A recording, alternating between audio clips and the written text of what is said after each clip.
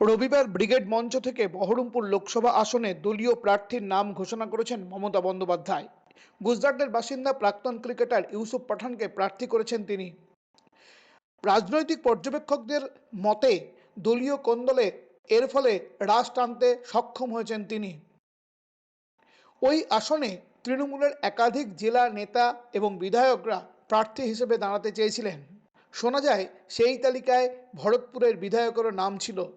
সংবাদ হাজারদুয়ারিকে দেওয়া একান্ত সাক্ষাৎকারে দলীয় প্রার্থী নিয়ে কি বললেন ভরতপুরের বিধায়ক হুমায়ুন কবির।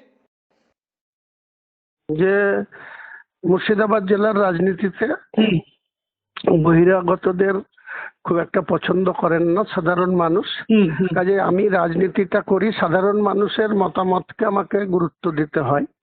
সাধারণ মানুষ যদি মনে করে আমরা চেষ্টা করব বুঝাবার, সাধারণ মানুষ সিদ্ধান্ত তো আর আমি নিজের হাতে করে দিতে পারবো না।